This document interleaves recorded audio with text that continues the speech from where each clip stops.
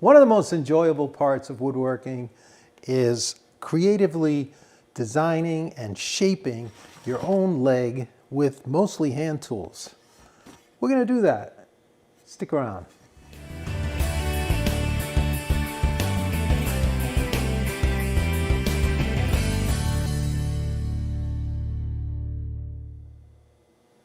All right, welcome back to Shop Night Live in beautiful downtown Canterbury. Here with the camera lady, I'm Tom McLaughlin. Hey, and Betty. I am really happy to have you here, and I'm happy to be home. Had a nice adventure down in Florida coming off that. We had a nice class with, 14 participants, and then there were 2 or 3 helping out, and it was an amazing time in Central Florida Woodworkers Guild. And you can look them up online, CFWG. If you're in the area, why aren't you a member of that? Check them out. It'd be a great group to hook up with. It was so funny when I would look at Tom's location, it was Christmas, Florida. Isn't that funny? It was, I couldn't kind of imagine. Yeah, it wasn't exactly Christmas. We had beautiful weather. It's shifted, and then it got kind of cold. But it was a veneering course, and of course we made one of these veneered tissue box covers, and we made a hanging wall clock all in 2 days. I mean, it was well coordinated thanks to Craig, Mike, Bob, Joe, so many. I don't want to forget anyone. Mark, all of you down there made it a wonderful time for me. So thanks again. I did get stuck. That was not so wonderful. On Monday, all those storms on the East Coast, we got the plane canceled. So you know, maybe if you travel, what that's like. I had never had anything like this, and I ended up getting home yesterday. So 2 days extra. Yeah, we're all really sad for you getting stuck in Orlando. So sorry. There's no place like home. Dorothy said it well. I was so glad to be home. I mean, I loved the trip, but anyway, let's get into it. I was glad to get back to work. I thought I was going to have finish on this table, but that's my excuse, and I'm sticking to it. I did not get it done because I've just been schlepping around in Florida. But what I want to do tonight is share with you how I make a sculptural kind of, I don't know what to call this. It's sort of like a French leg. Has that soft little cabriole curve, so it goes out and in, but it's not intense like a Queen Anne leg or anything, but it's quite elegant. And this, many of you may remember, was part of the recent course. So actually, here's 2 legs that started out. This was the original leg without the added feature at the top that has this little bump out. I'm not sure what to call it. It's almost like a little ball almost, but it's shaped. It's just 3 inches high, and there's a little more detail. So I want to show you how we're going to do that. And then over here is the original table. So you can see this has 3 wipe-on, wipe-off coats of Sutherland Wells Murdoch's hard oil varnish, and I love that stuff. I mean, I'm going to go more than this, but it feels pretty protective already, but it still just looks a little dry. You know, I want just that much to give a protective coat, but not feel like there's too much buildup on there. So it's really almost a foolproof application. You wipe it on, and then you wipe it off with the blue rag and lint-free. And literally, that's it. I mean, I haven't figured out how to screw it up yet, but let's see if we can. She's a beauty. No, I don't plan on messing it up. But what we've got for you here tonight is a little treat. We're going to try to kill 2 birds here in a way. We shot this course. We recorded a 7-session course of making the Demilune table. And some of you maybe have never tasted what a course is like, it's pretty much the same as Shop Night Live, except it's all business.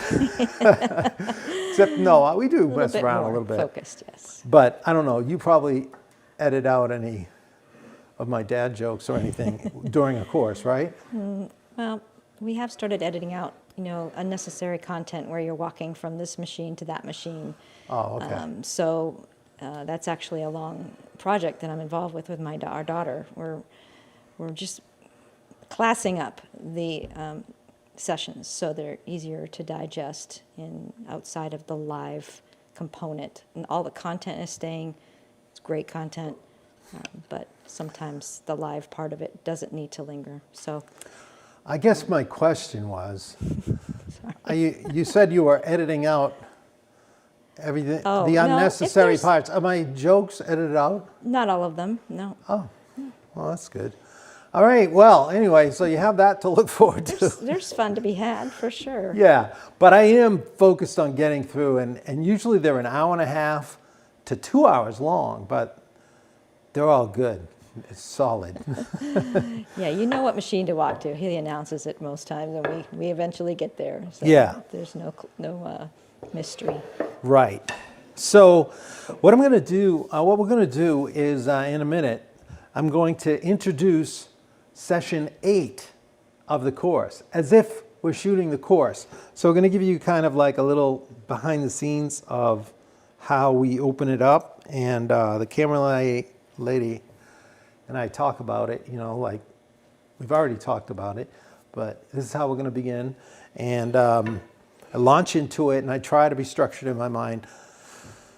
I usually make notes of what I want to do that session for the hour and a half, 2 hours, and I have my parts and things laid out, and I try to put them in order, but I never really look at the notes. I don't know why that works, but it works. I just start, and I kind of use the parts and the process, the kind of logical process of building the piece as my notes. So sort of like you would in the work, and we just go through it. And I try to hit the time limit and for the number of sessions we planned. But what we're going to do is It's pretty amazing. I have to finish each session. I'm always like, how do you do that? It's really. it is. It's just it's amazing. I It's can nice say to it. hear you say that. But You hear me say it a lot. I know. I'm saying it's nice. Yeah. All right. So anyway, Can I add one thing before you get more Okay. meaty content out there? One of the things that we're hoping that you'll experience is the freedom to ask questions while we go along. We only ask that your questions be related to this content, and we understand that a lot of you obviously haven't seen all of the other 7 sessions, so there's probably going to be a lot of curiosity about how we did something in an earlier session. So those kinds of questions are, I don't know, they're probably off the radar for tonight. Maybe if there's something that comes up after we close it out, but we come back to this episode tonight, we can field some of those. So if that makes sense. Yeah. So you're going to be able to ask questions just like you were taking the course. You were part of session 8, but you haven't seen session 1 through 7. So I guess if your question doesn't get asked, it's probably been already asked in the course, and I'm going to sign off from the course, but stay on because then we'll come back. wrap up from the other side. So kind of bookending with Shop Night Live. And this is not going to be a super long session because it's really the bonus content to just show the process. It's not that different of making this leg, but there is a little bit of technique here that I want to express, and we'll go along that. The Okay? screen will fade to black at the very end, and we'll come right back. You don't need to move. You don't need to do anything. Yeah. We'll just come right back. Real quick, I just want to show you, we've made, in the course, I had 4 tables going. I had 4 cherry and 1 curly maple that I kind of supplementarily got. I don't have the the curly maple legs done, but I've worked on the apron. The legs are already joined to the apron, so you can see that bridle joint. That's really a fun joint to make. And the blocks slide right in on that. And then on the back, you can see these little triangles. These are going to get cut with the pocket holes that you can see are already cut on this one. This one I did differently. I've got a lamination combination of plywood and solid wood. So you can see that. There's actually 2 layers of 1/8-inch plywood there with an 1/8-inch layer of solid cherry on the inside, and then a 1/4-inch, 2 layers of 1/8-inch cherry, and then again the mirror kind of. So that gives a really nice solid table there. And then this curly maple is all curly maple. Well, it's not, it's all soft maple, and then the outside is my best piece of curly maple. I don't know if you could see that, but man, it has a ripply feel to it. It's really gorgeous. And you can see the lines. I'm going to cut this swag kind of shape. It's like a little drape, almost like the apron is a draping across. And so I've already cut it into this cherry one. And we'll put this one together at the end of this episode. One other thing, look at this. I showed this in the coffee we had, but here's the top of that cherry table. It's already got the edge shaped on it, but isn't that amazing? I don't know how well that's showing, but So beautiful. Yes, very well. it's just on fire. All right, so I'm gonna move these out of the way and we'll get to it. I'm gonna move this so you don't bump into it. Welcome back to session 8 of the Demilune table. Now this actually is a somewhat of a bonus session, as you know, because we did our more standard fluid leg. I've got the original mock-up leg that shows the original leg. It just has this soft French curve. And then I showed on the drawing the variation that took on a different front, where we have kind of like this rounded ball type that has a crease right at the 3-inch mark where the bridle joint will meet the swagging apron. So I just want to show you the method for making that front. It's a little bit different, but a lot of similarities. So we'll kind of move through this if you wanted to use that leg as an option. And then we'll put our table together, just dry fit, and see how you like it. Maybe you can decide between the original leg and the optional leg here. So let's look at our drawing again. We'll refer to this. This is the second page where we have our leg profiles. And as we did in the course, we really focused on this original leg here and the bridle joint with the notch. And then we had these cutaway views of the shape of the leg. You can see the front here, and the front we had that 1/8-inch soft pillowing, and then that heavy roundover around the back of the leg, which got smaller as we got down to the termination at the foot. So we're showing these are the cross sections at these points. Now it's essentially the same for our optional profile leg as is the bridle joint. But here it is. This is our optional profile template drawing right here. So here you go. You may want to do this one. The notch for the bridle joint is the same. It's laid out the same. It's a 1/2 inch before you get to the notch, and then it is the 9/16 wide notch, and it is 3 inches deep.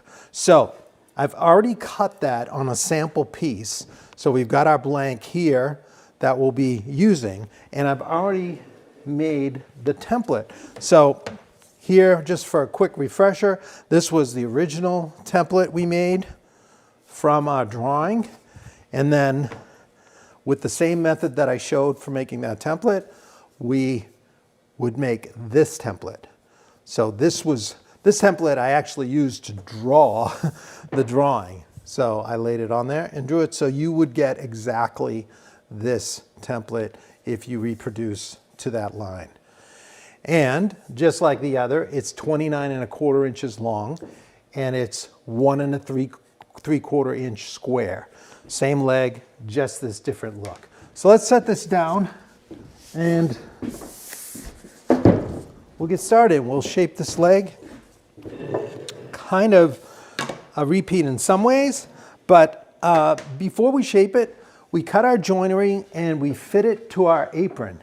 So I'm designating this is one of obviously the bridal joint legs. So I'm designating this as number 2 leg. We counted from left to right. This is upside down, so this would be 1. This is my 2 leg. I have fitted it to the bridal joint, so we get a nice fit in there. You can see, great fit. And that was such a fun joint to cut. But the reason I'm pre-fitting it is once I have it here, I'm going to make a line on each side. Okay? And that line is right here. So that's going to show me where I do not want to go beyond. So when I'm rounding that front of the leg, I want to stay about a 1/16 inch off the top and down here where it meets where I'm shaping to. So just like the other leg in some ways there. All right, so now we can set this aside and take our template that we made and we're ready to draw it on. So I'm just going to set it on there, align the back and the top. I did already cut the notch here, so that's, as you can see, if I put my rule in there, that's exactly 3 inches deep. And it's the 9/16. I used that same technique we showed for cutting the bridal joint with the spacer jig and fit it up nicely that way. And then we're ready to draw this. So template is going to be lined flush with the back and the top. And then I'll get it flush with the toe down here. Okay, that's a little flat there. That feels good. And now we're ready to draw. You could put it in the vise if you like. Now, you know, I like to draw these with a pen. There's no reason not to, because it's going to all get cut away and you can see it a lot better at the bandsaw. Okay, and we'll come up here. And here's where it's going to come out pretty near flush. I'm just going to let the pen run away. And then it's going to come back into view and start going down the leg. Now this pen line is actually fully outside the pattern, so when I bandsaw this, I'm going to try to touch the line just so that when I clean it up, I'll take the line and I'll be the same as this template. I mean, obviously it's not going to be perfect, but we have issues, so we're going to try to make it perfect. And then we're going to beat ourselves up if it's not. I'm just kidding. We'll cut that out later. All right, so I'm just seeing if this pen gets a little closer because I'm doing that perfection thing. All right, let's put that away. Okay. Stop it. But that's all I need. I've got that profile. I don't need to draw it on the other side. That's good enough. All right. So here we go. We'll take it over to the bandsaw. I could have put it on either side. I would have actually been more comfortable. Well, it doesn't matter. Because I'm going to start, when I'm bandsawing, I'm going to start at nothing and then get into it. This one, we want this starting to taper right about the 16-inch high mark, the same way as we did on the other template that we talked about already in the course. So right about there, I'm actually going to make sure my line gets kind of up to there. I may not have done it well here. Yeah, that's good. Okay, so when I'm bandsawing, I always, if I have one of these that goes off to nothing, we're going to start bandsawing at the nothing and just let it sort of file the line, sort of, the bandsaw, as we enter the cut. And then I'll do the same up here. So I'll be getting into it here and moving off. Actually, I could do this from the foot because it starts at nothing. You have a little flat at the bottom of this foot, and then we'll get into the cut, and I'll just bring it right on up. Now I have, this is a little more challenging to cut. The other one just flowed right up. Here I've got to come at it from two different points, and we're going to get into that to make that little V cut. So let's head to the bandsaw.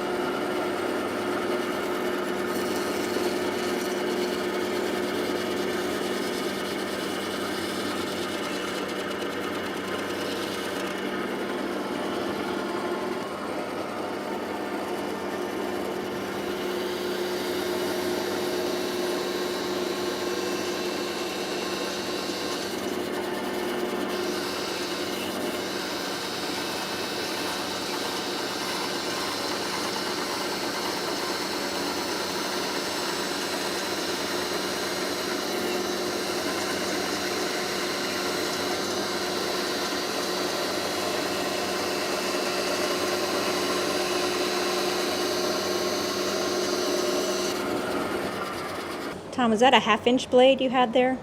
Yeah, it happens to be a 1/2-inch blade I've got on the saw right now. 4 tooth per inch.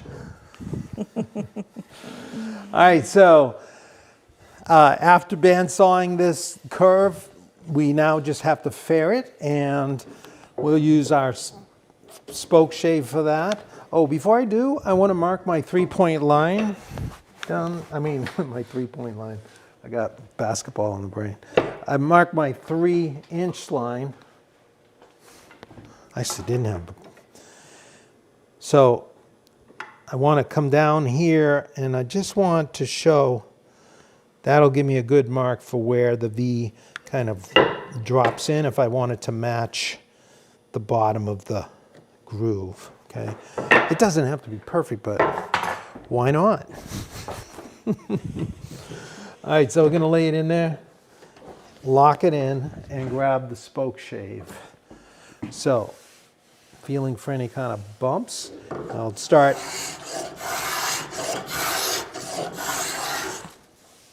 That feels good.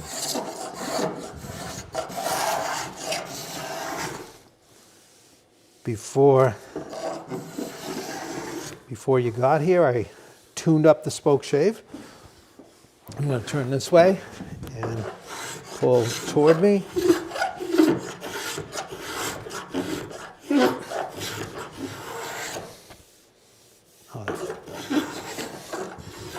Let's clean it up. Nice. Now, not as easy at this transition because we have this kind of V cut or in cut. So I'm going to just try to round that knee the same way from nothing into this space. So we want that bit of a subtle curve. I mean, I want to take away any flat right here. It's really hard to, but I can see that there's not really much flat there. But I can't get all the way in there. So we'll deal with that in a minute. Now I'm going to come this way. And I'm rounding it nicely. Go back the other way. Because the grain is going to be running out again, so it's likely switching there. Just trying to approximate the curve. I can get more as we get into the rasp, but that feels pretty good right there. Now, we got to finish this area. So I'm going to wait to get over to my chisels. All right, so there's my line. I could make a little cut across there. So let's just take a square. If I kind of, it looks pretty darn close to that line, but I can just take a little knife here, scalpel, make a cross cut. And that wasn't super deep. But now I just want to try to finish the curve with a flat chisel, okay? Lock it in. And now this is where these sweeping cuts, and again, a sharp chisel, you're just going to push and kind of use a skewing cut like that.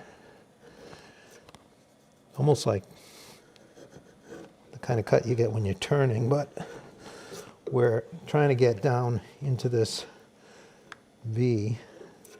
Okay, I'm almost there. That's good. Now I can feel a little bit of a bump. I can do a little more. You can almost feel it catch.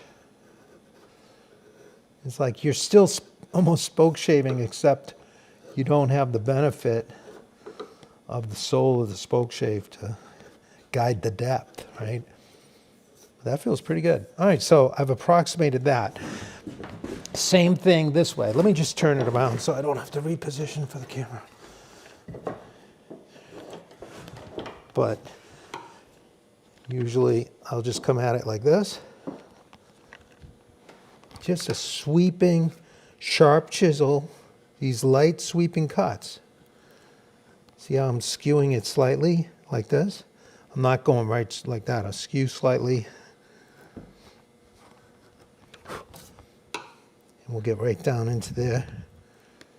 And then the last bit, you can actually just cut. You want to see those fibers release to a nice little in cut here. We're just establishing that horizontal depth. Okay, I've got a little still bumpy here, so I'm going to try to take it a little bit more down.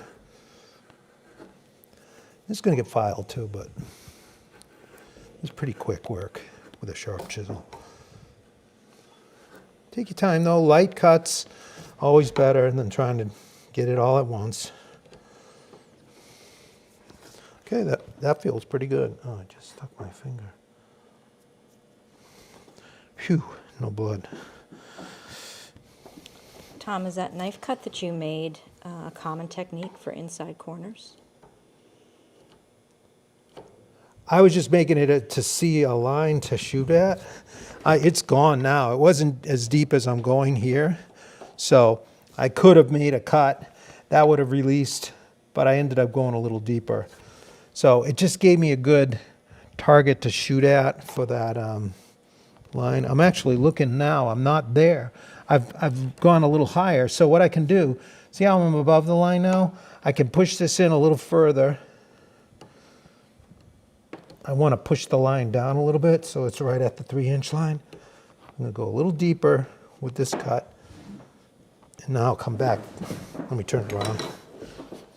And I'll actually, glad you mentioned that. I almost didn't check the side view. So now I'm going to come back in here. This time I'm going to just kind of push and get it to end at that line. I still got to round this, so yeah, that's a paring technique to skew the chisel like that. Was that the question? Is that A common technique was the wording, but yeah, I mean, it's a different way. You probably, I don't know if you've seen, maybe you haven't seen chisel used that way because you're asking the question, but sure, chisels can be used. I mean, you can do a lot of carving with a flat chisel. There are carving chisels that are flat. This is really kind of a carving move where you're shearing across the grain like this. See how you're getting that peeling cut? That's very true in wood turning as well. All right, so we moved that line down a little bit by doing that. And that looks good right there. Okay?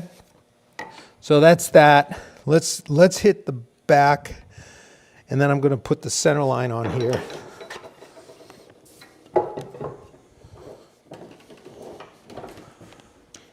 what about using a spoke shave that has the rounded sole? Is that at all effective in this kind of situation? No, the rounded sole spoke shave, I have one that's kind of extreme, and I almost never use it because rarely is the curve exactly what you want, and you could just by moving a little bit subtly, it's almost like you're putting these subtle facets, which you'll see in a minute when we shape the pillowing. All right, so I'm feeling my hand. I got a little bump right here. All I'm trying to do is fair this curve on the leg. Remember we talked about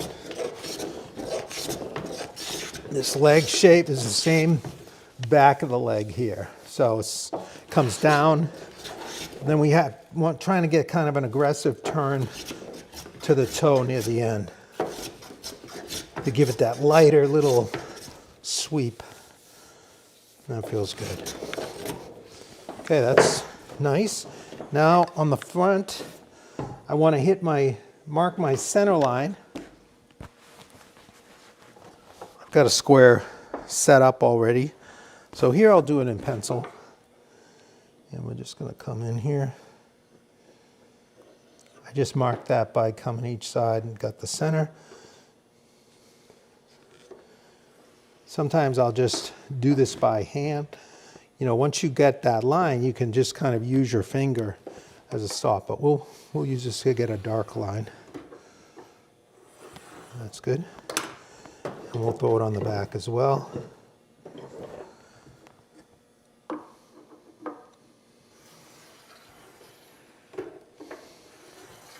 Okay, now while we're here, let's get our other template is the same one that we used on the front. So we want this leg to taper this way as well. So this is a tapering leg, even though it's got this little French curve. And then it's also tapering from the front profile. So I'm going to just Set this flush on this edge. And we've got our same template that's sweeping in from the side like that. Oh, this goes out at 16. Maybe that's what I meant to say. Either way, they're both close. Same here, flush on that edge. Pressure.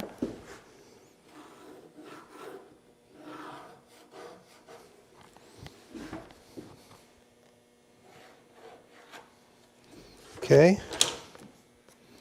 And now you can see the narrowness there and how it sweeps and dives in pretty hard near the bottom. Let's head over to the bandsaw, trim that off.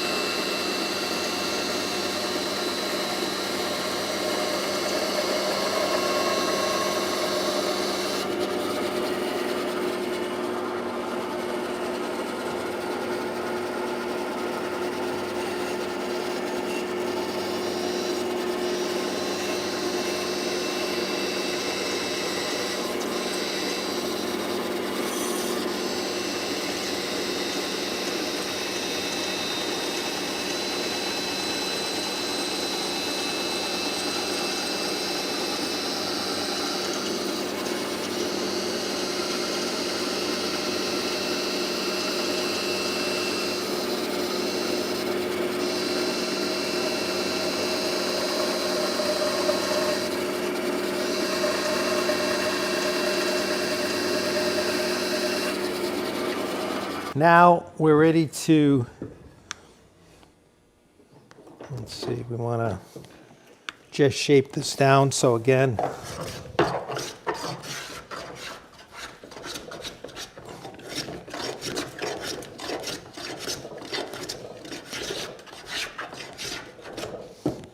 we're just bringing it from nothing here and then diving in. Same thing this way.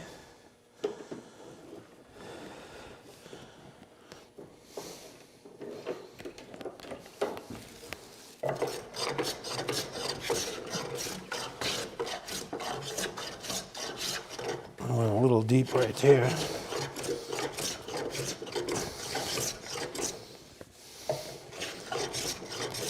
Let me turn it here. If you go a little deeper than you wanted, which I did there, I started looking at the camera lady. I just kind of... That's scary. For a minute I thought it bumped into you, and then I'm like, no, it was me. So I'm just blending this seamlessly. Okay, that feels great. All right, so there we have our front leg. Nice taper. We got that slender little foot there, just like we want it. So now we're at the stage where we'll handle it just like we did the other. We have to make our contour lines for our pillowing and then the shaping the back. So the pillowing is just about 1/8 of an inch deep on each side. This is where this line I made initially to show the front of our apron comes back handy again. So I'm going to hold my finger like a little stop about 1/8 of an inch, let it sweep in. So you can see I'm about 1/16 from that line, and then I'll just sweep up here and get the same thing at the top. And now just hold it, and I'm going to just come all the way down the leg. As I get near the bottom, I can roll my finger and make it a little narrower because the leg's getting narrower. The pillowing's not quite as heavy. Just let it run out there and then turn it back. Same thing on this side. Just kind of You can measure it, but you get used to seeing an 1/8. That's giving me my, it's just a guideline anyway.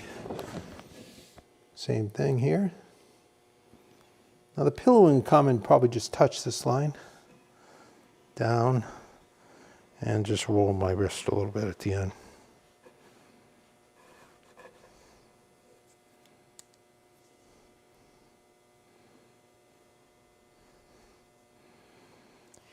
Now the back gets rounded, and it rounds up to a point that is 7/16 from the front. So I can just make a line here, and it's a 1/4 down at the foot. So I can make a 1/4 inch here, and then I can make a 7/16 up at the heavier part of the leg. Let's just put that line right there. Okay, let's do it on the other side. Oops. This is the contour for the back. This has nothing really to do with the pillowing. Then it's a 1/4 down here. There it is. Okay, so I'm going to just use my finger again as my built-in fence, and I'll sweep it up here, come down, and now I'm going to bring it down, and then sweep, and meet my 1/4. I'm just turning my hand to make it narrower. Sweep right up.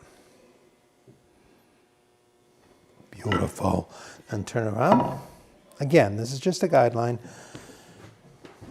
Here's my mark. Down we go. And turn, turn, turn, get into that 1/4 down there.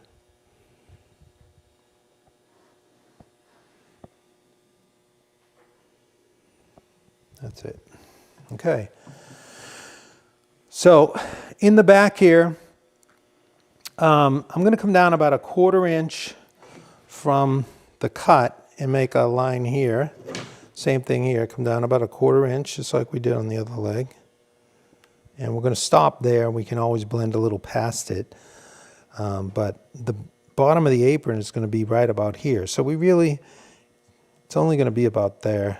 But we want to have this round over in the back, stop about there. So again, the lines for the contour in the back, we about split this spacing here. I'll just do this fast. Actually, I like doing it from the front here where the curve is the same. Now I'm going to just turn. I'm just eyeballing this one. Okay, looking for the center-ish of those two. There's going to be that heavy round over. This line, I'll explain it in a second. Let's do it from the other side. Takes a few minutes to get the guidelines, but this really pays off because, as we did on the other leg, we don't have to think about removing a lot of material quickly to get to that point. Again, because this is kind of asymmetric, it gets smaller, it's sweeping in. It's kind of hard to use a router here. You could use a series, or you could figure it out, but if you're doing a lot of legs, it would be worth it, but just a couple this is good practice anyway. Get comfortable with our hand tools. All right, so I'm going to come right in there and then sweep, turn my wrist right into it. Beautiful. Same thing on the back.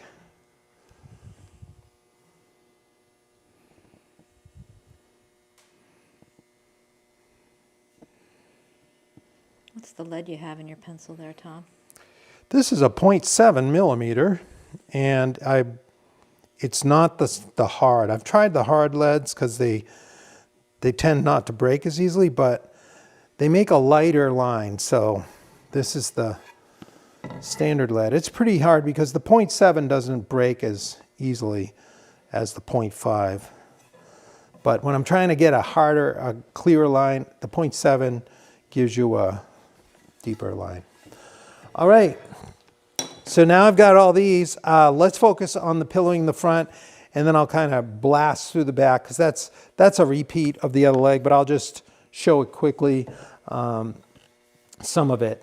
This pillowing is similar to the other, except up in here. We've got to be a little more careful and come at it from two different surfaces. Oh, on the front, we do want a guideline on this as well. We're going to just make that similar line we did on the other, where this is going to kind of come a little beyond halfway here. This is going to mark the initial facet we're going to make for the pillowing. I'm going to make this with the spoke shave, which is such a fun tool.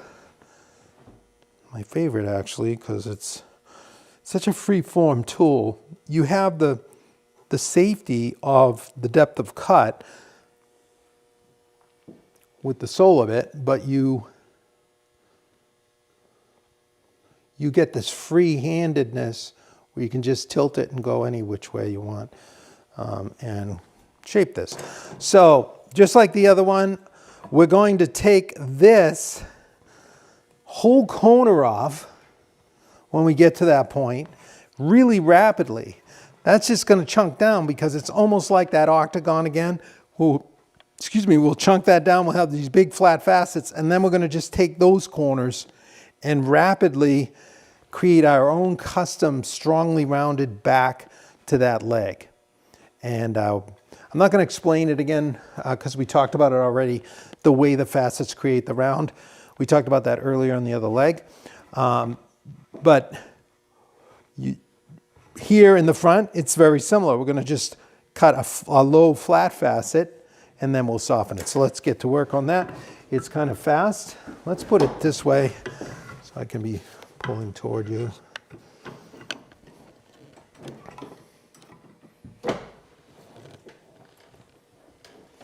All right.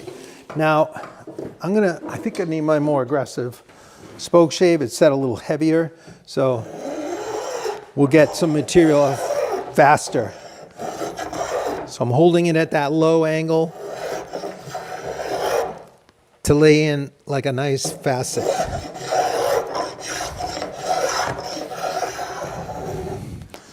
Where the grain shifts, I'll turn around.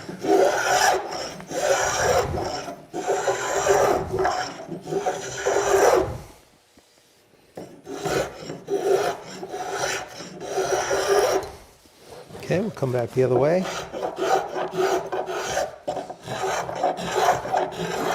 I just took my contour line there, but that's not a problem.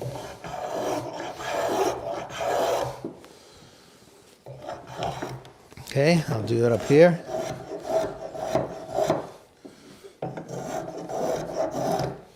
I'm going to adjust it a little bit. Get at this top area.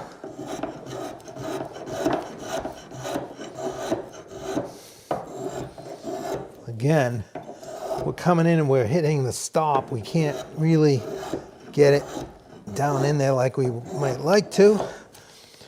And then we'll come back the other way.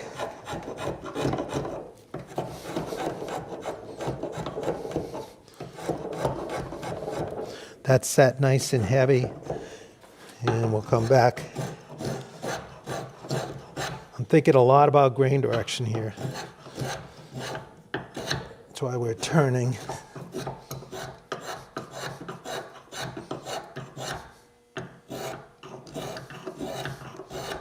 Beautiful. Okay, now I'm gonna do a little finer work.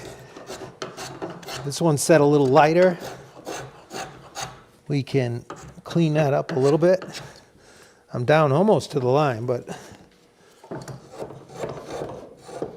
this will just give us a little smoother shaping.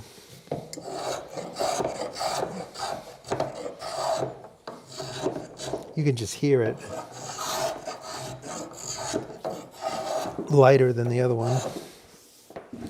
Okay, I'll turn it so I can stay here.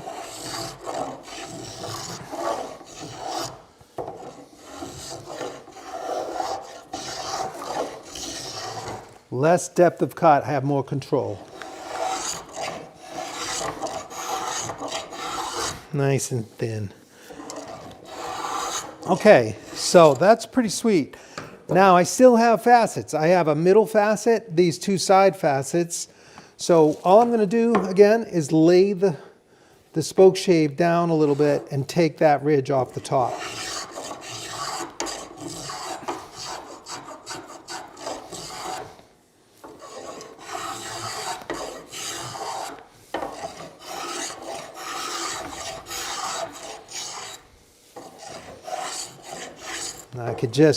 I can tilt it a little more on the side. I didn't go all the way down.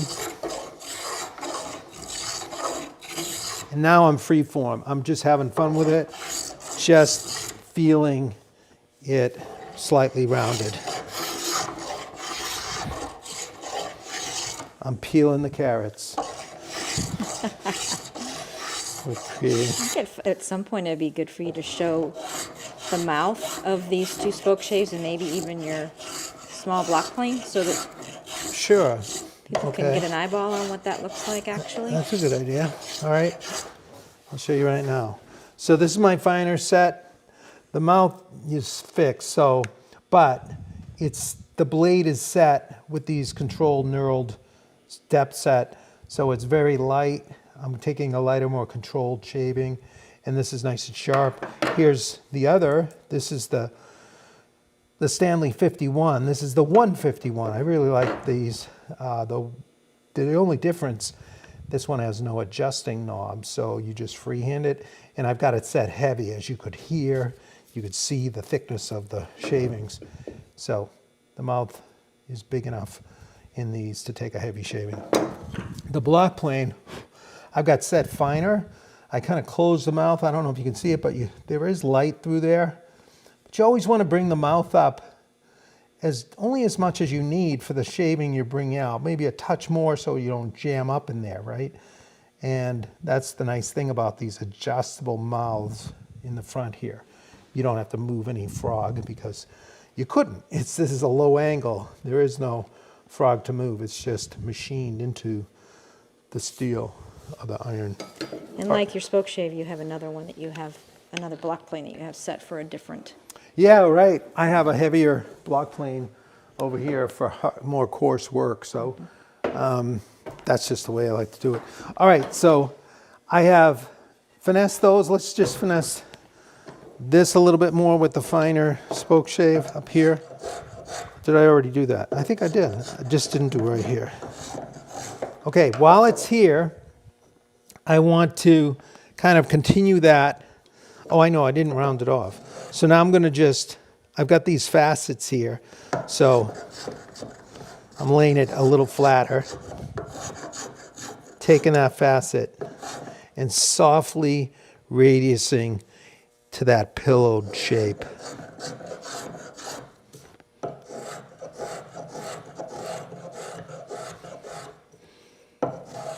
Same here.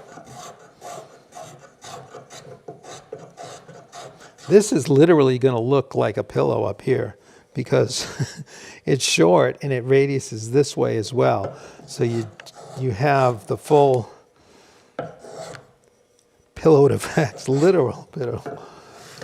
Okay. And then I'm going to come back down here. That's what we can call that. This is just a little pillow detail up here. I'm just going to pretend that was the official word for it.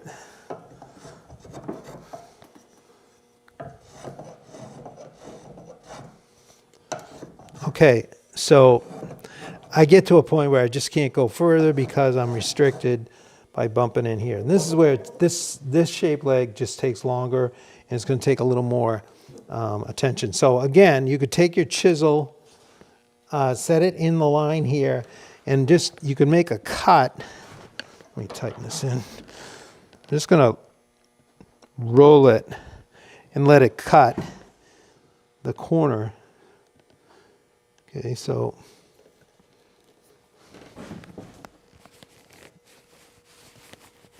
I could tap it, but I don't really need to. Now I'm going to come in this way and let the the chisel, again, I'm really just carving here, but I'm creating the pillowing into the bottom of this little valley here. And just roll the chisel in the same way we use the spoke shave. Okay, that's good. I'll come to the other side. Again, rather than push it, skewing, sweeping cuts are nice. First the facet, then round it out. In that sequence, same thing. Now we don't have to finish it. We're going to do a little bit of rasping here in a minute. Get back the other way.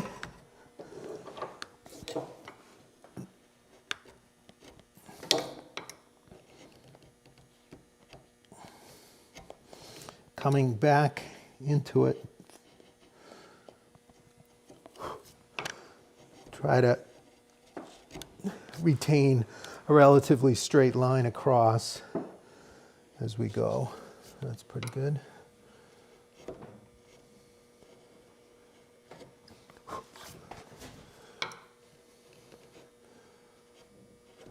Same thing over here.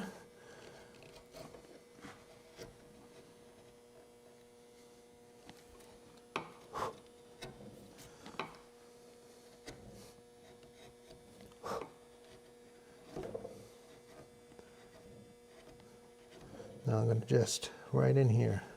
So this hand I'm actually resisting. That's the control of carving. You're pushing, but you're also pushing against. So you're in tension, which gives you this control of the cutting edge. It's like your hands are working against each other and you have this, in the forces working against, you're stabilizing. You're giving yourself a strong kind of control. Okay, that feels pretty good. Let's come back in this way. All right, I think we're good there. My line is pretty well defined. I'm going to finish that with files. So let's just look at the front of that. We can see our pillowing is roughed out with the spoke shave. So let's go ahead. We're just going to detail this a little bit. It's very much like the other leg. The main difference is how we get in here. So let's focus on that at first. We're going to again use our Nicholson rasp as needed. We've got the 49. We come in this way.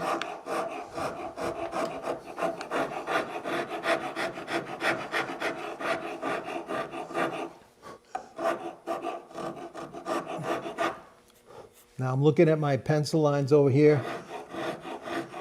I don't want to get to about a 16th, and then I can come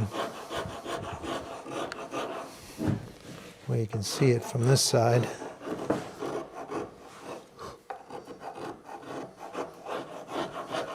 The 49 is the more coarse of the two Nicholson brand rasps, and cut beautifully with a light touch. And we're getting that nice pillowing shape, a bit more defined.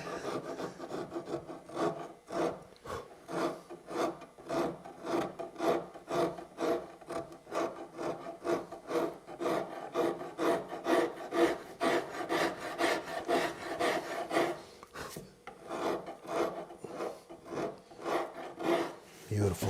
Then I'll come in here.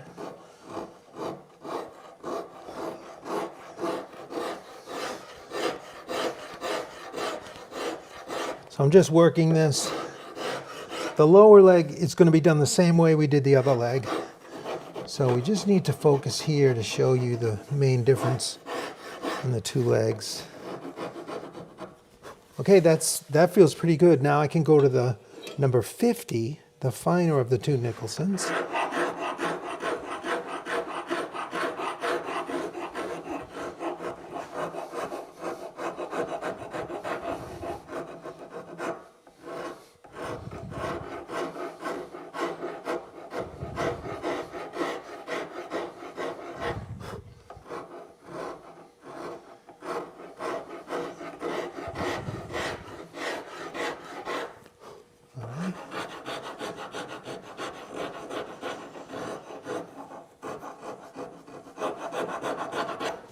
Okay.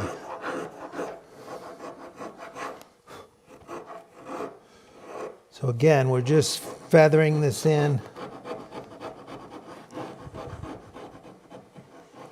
Here's a question for you, Tom. Do you draw the guidelines just for the viewer, or you use them even when you're working alone?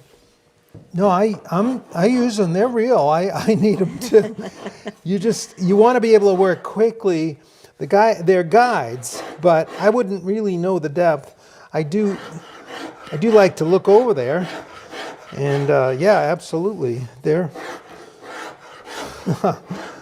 don't have any special powers. I need to see what I'm doing, too. You know. So once we get this. I focus on this like you want to get a full, nice kind of pillow. So it's going this way, and you get a nice shape there. Okay, so once we're done with the 50, now we're ready, almost like sandpaper, to go to a little finer grit. And I love these little files, Grobet, Grobet. How would you pronounce that in the French? Grobet. Grobet. That sounds good. E-T. I think it is. Oh, actually, made in Italy. Oh. Why did I think these were French? I don't know the Italian one. I Barely know the French. Grobet. So I'm using the more coarse side of the file now, and this one's fairly new. So it's cutting like a dream, and I'm just trying to get down and have that V cut across. I'm just working on that side, you know, and I'm kind of getting rid of the Nicholson number 50 marks. Just gotta look.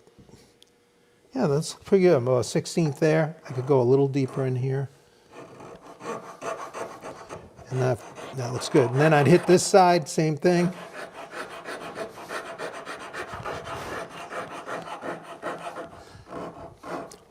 A lot more attention though, right? Compared to the other leg. The other leg would just float and we went right by it like this. Here we're fighting for this detail. But it's kind of fun. And you'll have 4 of them. Now, while I'm thinking about it, this is the center leg, so it's just straight across. The corner legs will be just like we had to come in at an angle and make our cuts. So you'll be cutting those with the angled bit, and you'll be marking that in the same way. You just got to come at it with the angled cut as best as you can, like for what it gives you, having to come into this V. Same thing as we did on the other leg. All right, so there, and I'd be finishing this out all the way down the leg. I just want to do up here. So I'm going to go with the finer, finish out with the finer here. And now, believe it or not, there's even finer files. So we had the coarse and then the fine of this Grobet. And now we're going to go to the needle file. So this will save you a little bit of sanding. Still seeing some file marks. So this is, I don't know what this one is. Yeah, this is also a Nicholson. I've had this so long, I can't remember where I got it. But it doesn't get a lot of use, so it stays pretty sharp. But, oh man, it's almost like sandpaper. But I'm able to really dial in and get that little valley, that line cut there. Because this one's flat and it's got a round over. I'm using this one because it has a sharp edge. And I'm putting the flat down. It's confirmed that it is Grobet. Grobet. Okay, I thought so. I knew you had it right. Is that how the Italians say it? I don't know. Because it's made in Italy, wouldn't the? Bill, can you tell us? Bill says his brother used to work there for over 40 years. In Italy? No, I think Bill's from New York. I'm not sure where his This brother. says made in Italy, though, so what's the... All right, I maybe they're made in Italy for Grobet. Okay. It's a Swiss company, he says. Oh, okay. Interesting.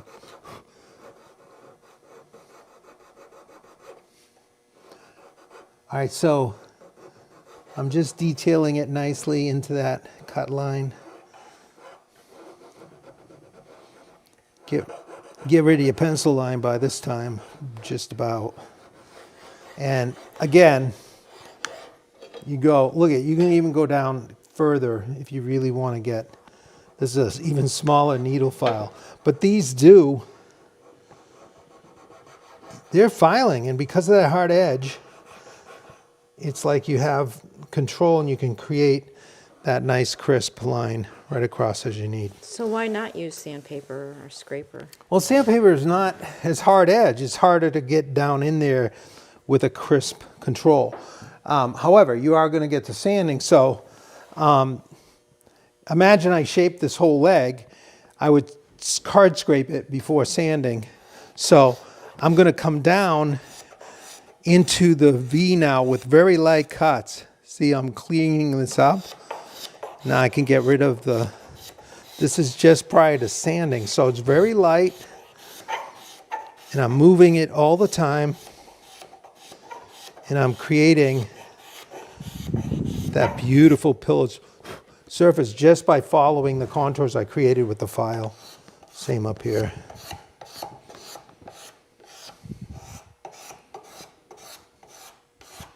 Now I'll come down this way into the V cut.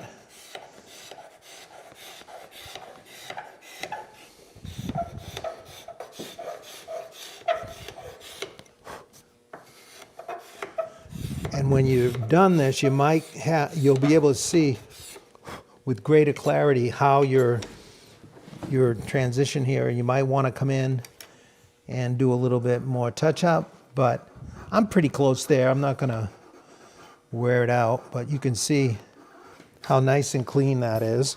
And now, just as we shaped the other one, if you imagine I already shaped this with the files, I would just come in and card scrape again.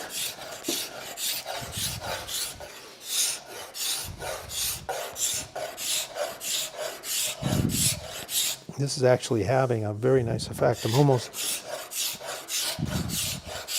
It's pretty good shape, so I can almost skip the files, but I do like the file step because it just refines what you've done with the spoke shave a little bit. And it's quick.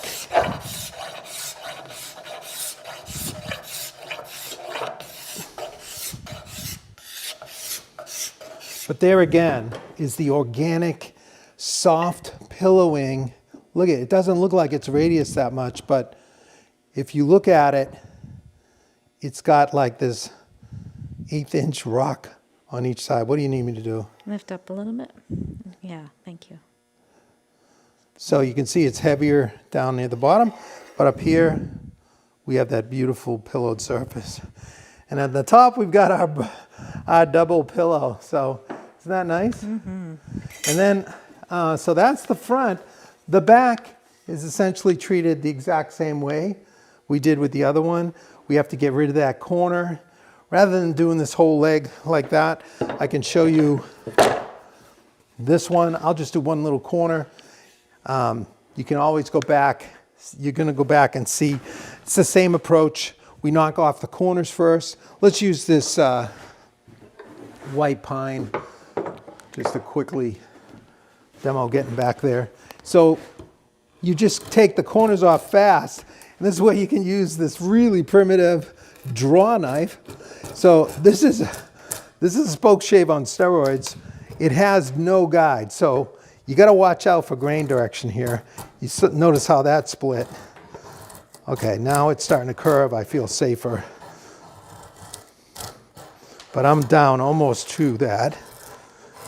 So you can quickly, This would be a little harder in the cherry, but just like the other leg, I did use it on the other leg. And then it could come this way.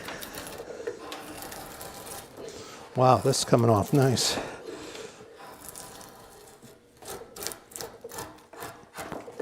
Those guidelines just told us we had to just get down to that much first. So just like that, if you look, we've roughed out that corner. So now it's pretty rough, so we're going to go to the spoke shave. I'll go to the coarse one first, and I'll just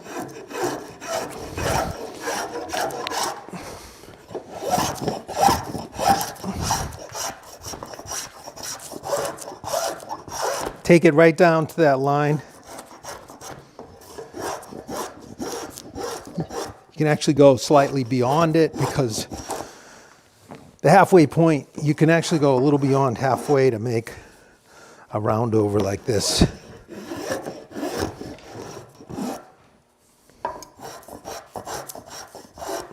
Okay, now I'd finish this up here more, but it's the same as the other leg we went on.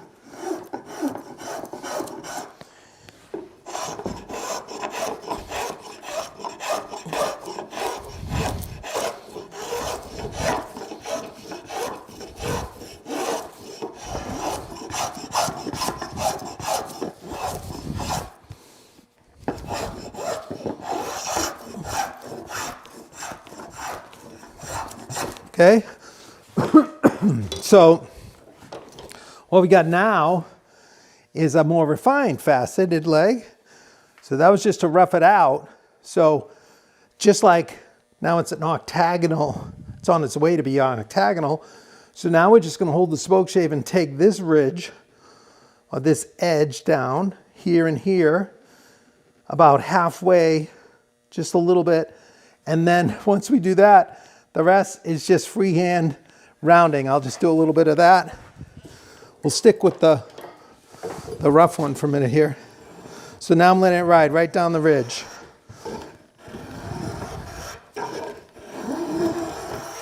I'm creating another facet. So essentially, I'd be creating a 16 faceted, almost a circle. The more you just keep doing this, the more you turn into a circle. So basically, when that's about half, this facet I'm making is the same width as in between these two. I can stop. And it's, you'll use your eye for it. You can mark and put secondary lines as well. On the side here, it's very little.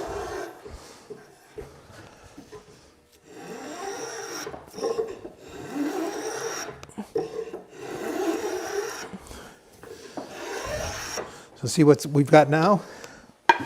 Look at that leg.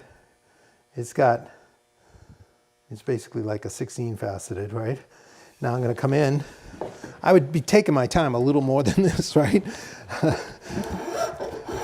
And now I'll hit the facet between these.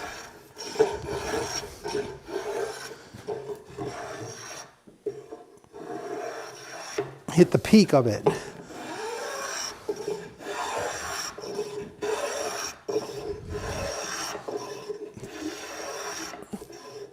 Beautiful. I could go to my other spoke shave and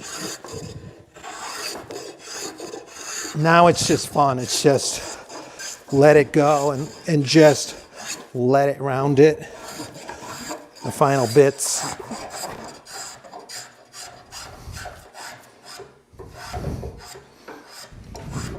Detail the foot.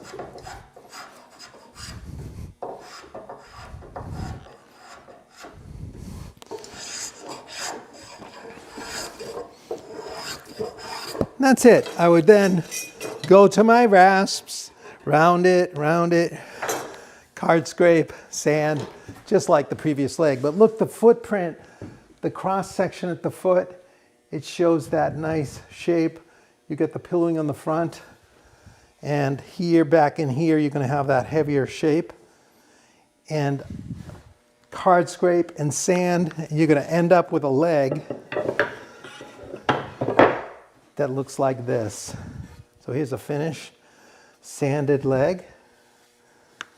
You can see, this one's been final sanded. That one was still rough from wet sanding. So see the nice pillowing at the top?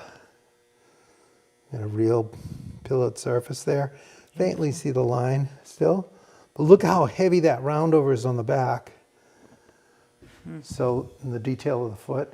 Gorgeous. So you have that beautiful heavy, lightens up the leg from the profile. You have this soft, flattish surface that conforms with the flatness kind of the apron. And then a nice full as with the other leg. All right, let's put it together. And let's see what it looks like next to our original leg table. Put some of these tools away.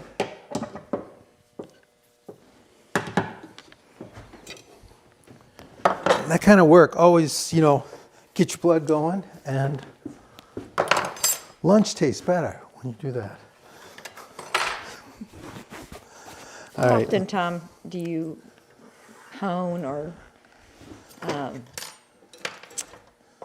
sharpen your hand tools throughout a project?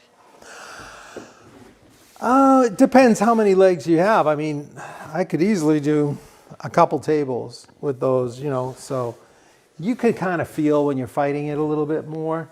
But the chisel would last. This is a really good, depends on the steel and the chisel. But no, a big job, it's worth stopping. You can kind of feel when you're fighting it a little. All right, so here's our apron. I'm going to put it upside down. Here's the legs that I previously shaped in that same way. Here's two. That would get glued in the same way we did our other table. And glued in here. Let's set this aside for a second. And here's our back. This is not glued up yet, but we'll be able to dry fit it. So again, you do it the same way. We glue the back across first. And that would be nice and full.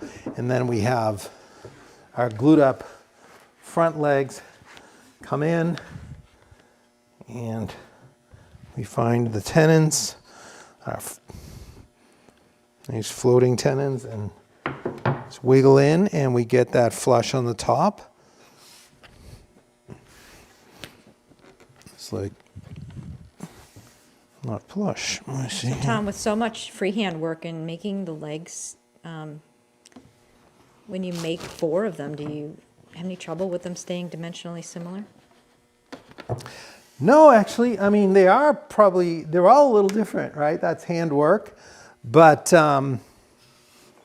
when you make all your guidelines and you start out with dimensioned using the patterns, they come out looking surprisingly similar, don't they? I mean, those 2 legs, can you tell they're they will you follow the guidelines, and you can see how nicely those melt into the apron. I'm close right up here. This is that number 2 leg. It's got a nice pillowed, and the way this sweeps up into it, it's almost like this is a bow or something holding that swag up. You could think of it that way if you want. But I like this look.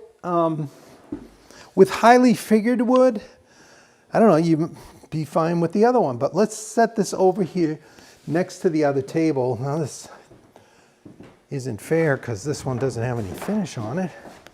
But Or a top. or I can put a top on temporarily. Let me grab one. Put it over here. This is the top that we'll have on this table. Nice. Yeah. You get that little 1/2 inch overhang in the front on the apron. That's about right. And then this table, we'll bring it over right next to it.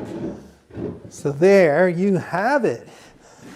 The optional leg, or the plainer leg. We're going to have to stand back a little. Let me put this side by side, so like this. And you decide, which do you prefer? Would you go to the extra trouble to get the pillowed leg? It depends. This has a cleaner look. Well, they're both pillowed, right? You're just talking. Yeah, they're pillowed. This one just has the kind of gently falling cabriole leg. I think with a even figured wood, you go either way with it. I think it would look nice in either. Once I get the cherry on the finished, I'll see. But I have that curly maple version, and with that you have that wild figure curl. So that would look probably this just crowd fine. seems to like the pillowed better. What, the one we just did? Yeah. Yeah, because they saw what went into it. Isn't that funny? I think that might have an influence. you No, know? it might, but it does look nice. It gives it, like, if you think of it, that visual, Elegance. like almost like the wood looks like fabric draping. It almost looks like it's holding it, like a bunching. Yeah. It's tied up around there. So it gives that a little bit more. And But, I think the curly, do you have curly cherry or it's curly maple, right? I have one in curly cherry, a fifth one that I haven't shaped, but Do you know what leg treatment you're going to do on that one? I was waiting to decide. I'll probably do, let's see, do I have, oh, here, I've got my curly maple legs here. So these have yet to be shaped, and you can see I've got the bridle joint notch out of there.